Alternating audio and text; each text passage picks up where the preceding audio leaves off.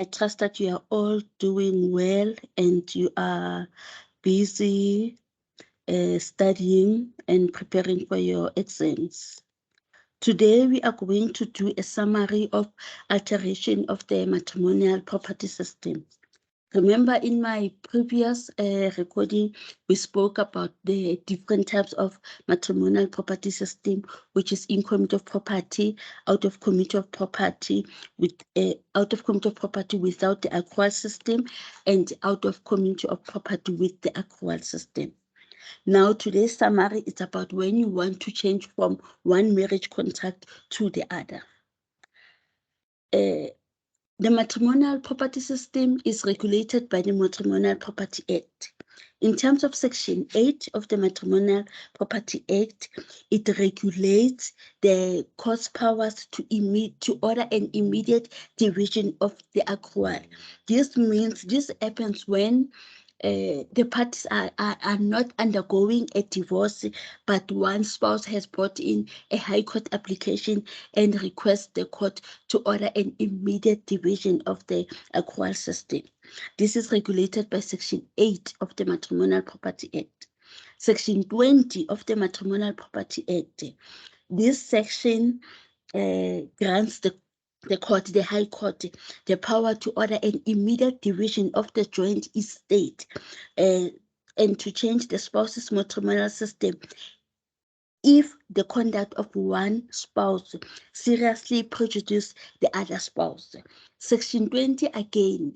It does not occur when the parties are undergoing a divorce. It occurs when, let's say, both spouses still want to continue with their marriage, but one spouse feels that the other spouse is managing the joint estate in such a manner that they now are being prejudiced. An example is a spouse who goes around taking loans, making debts without the consent of the other spouse. We know that when you take, there are certain transactions that spouses who are married in community of property, they need to consent to before they can undertake those transactions. But it happens a lot that a spouse will be able to take a debt without the consent of the other spouse. So Section 20, it is used under those circumstances. Then the most common alteration of the matrimonial property system is Section 21 of the Matrimonial Property Act. Section 21, the requirements are: it needs to be a joint application. Secondly, firstly, you need to differentiate between the statutory requirement and the procedural requirements. Statutory requirements and the procedural requirements. The first thing that you need to know in terms of the statutory requirements, the parties must have sound reasons. They must have good reasons why they want to change their matrimonial property system. They can want to change from out of commute of property to from income of property to out of commute of property, or from out of commute of property with a core system to complete separation of assets, complete separation of property. In the case of ex parte englebet, it was held that the words sound reasons must be interpreted according to the ordinary grammatical meaning, meaning that the parties must have good reasons. The second requirements under statutory requirements, the parties or the spouses must give a notice. All creditors all creditors or anybody who will be affected by the change must be given a notice of this proposed change. And the third requirement, no other person must be prejudiced by the change of the spouses. By the change of the spouse's matrimonial property system. So 3 requirements: sound reasons is the first one. Secondly, notice of the proposed change must be given to all parties or to all creditors. to all creditors of the spouses or anybody who may be affected by the change. And thirdly, no other person must be prejudiced by the change. Then the procedural requirements. Firstly, the notice. The notice must be given to the register of deeds, that is the register at the deeds office. Secondly, the notice to change must be published in the government gazette and a local newspaper at least 2 weeks before the publication of the notice to inform anybody who might be affected of the proposed change. B, the financial position of the parties. The spouses must provide all the information regarding their assets and liabilities. This is going to enable the court to make an informed decision whether to grant the request to alter the matrimonial property system or not.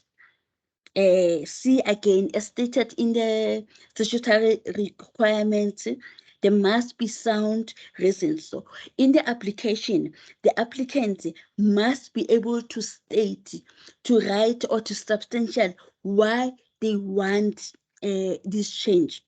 And the court are usually strict when it comes to this.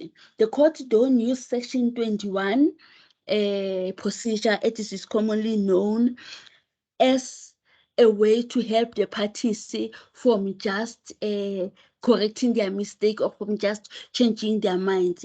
There are spouses who will agree that they're going to get married in common of property, but along the way, maybe 2-3 years down the line, they just decide that, you know, they are just changing their minds, or they just made a mistake, but they don't really have a good reason how that mistake was done. I am saying this, they don't have a good reason how this mistake was done, because when spouses or when prospective spouses enter into a marriage, there is an assumption that they went and got proper legal advice and they understand the advantages and the different and the disadvantage of the marriage contract. And when they choose a certain marriage contract, they do that making an informed decision. So when they give reasons, they must be able to substantiate and give a very good reasons why the court must alter or why the court must agree that they should change their marriage contract. Number D, it is absence of prejudice. The applicants or the spouses must show and they must explain that no other person will be prejudiced by their change. This means, for example, let's say the parties have a debt, or let's say, for example, the wife has a debt that she made with the consent of the husband, and she's the only one who's busy paying that debt. And while the parties are still married, she loses her job, and the parties decides that they want to alter their marriage contract so that they don't have to be liable for each other's debt. Because now the wife has this debt and now she's unemployed. By changing their matrimonial property system, this will prejudice the creditor that the wife is owing, because it means that the creditor will not be able now to come and claim from the joint estate. So under those circumstances, the court can see that if we allow alteration of this matrimonial property system, there is a creditor who's going to be prejudiced by this change. So the parties or the spouses must ensure that there is no one who is going to be prejudiced by the change. The last one, number E, is the domicile and residence. In the application documents, the pleadings, the application must contain the particulars of the applicant's domicile and their residence. The residence address, that is their address. Okay. Now the question can come out as to whether when the parties bring this court application, can they request that the alteration have retroactive retroactive effect? In other words, it should not start from the day the court order says from today. The court, when the court orders that the parties, let's say their marriage is now out of community, not out of community, when the court grants the permission that the notarial contract that they have drafted, it is now accurate and it should be registered at the TIS office, whether the effect of the change must start from backwards, let's say from the day they got married, or it should start from the day of the court order. Currently, it is still unclear if the alteration of the matrimonial property system can be altered with retroactive effect. In the case of ex parte gross, where the parties were married in community of property, it was held that the alteration can be altered with retroactive effect. However, in the case of ex parte Uosteinsen, in this case, again, the parties were married in community of property. The court held that it was held that the court does not have the power to change the matrimonial system with retroactive effect. And in the case of ex parte Becha, in this case, the parties were married out of community of property subject to the accrual system. The parties in this case wanted the accrual system to have the retroactive effect. The court held that this could not be done. The effect of changing from income to property to out of community of property on the joint estate. We know that when spouses are married income to property, they become co-owners jointly and indivisible of all the assets, including immovable properties, irrespective of whose name is on the title deed. In the case of ex parte mensis, the court held that when the court has granted the order or has given the permission for the parties to change from income to property to out of community of property, the parties or the spouses continue to be co-owners of the immovable property. However, unlike when they were still married in community of property, when the marriage is now out of community of property,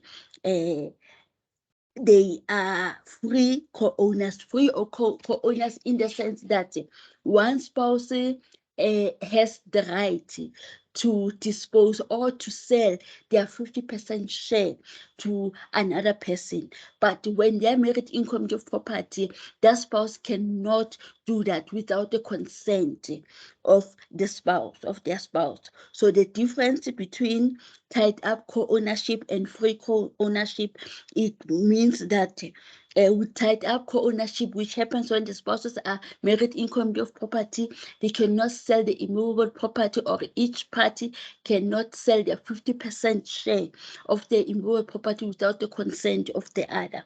But if they are married out of community of property and they co-own a house, they are free to dispose or to sell their 50% share without the consent of the other spouse. Now, lastly, extrajudicial alteration. This basically means, or the question can be asked, can the spouses change the marriage contract themselves without going to court. Let's say they draft a postnuptial agreement. Let me just quickly explain that when spouses enter into a marriage and they want their marriage to be not to be in common of property, they need to sign an antenuptial contract.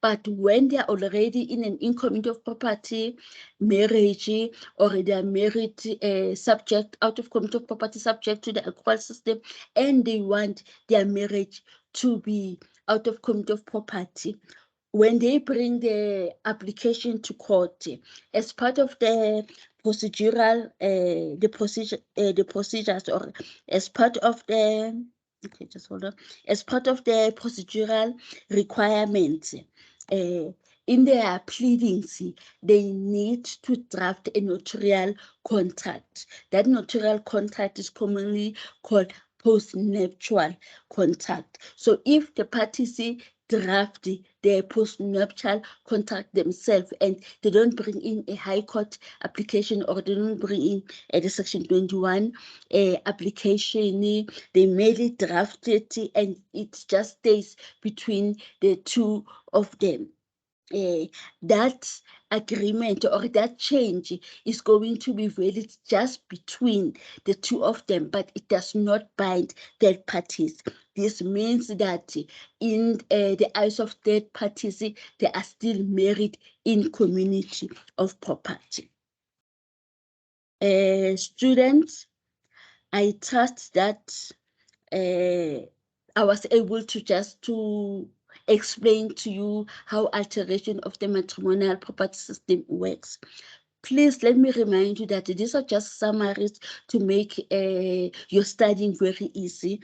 You are still required to study your prescribed textbook, to study the study guide, and all the tutorial letters with all the updates. Thank you for listening to this recording, and we shall meet again when I submit the other recording. Thank you so much, and good luck and all the best with your studies. Thank you, students.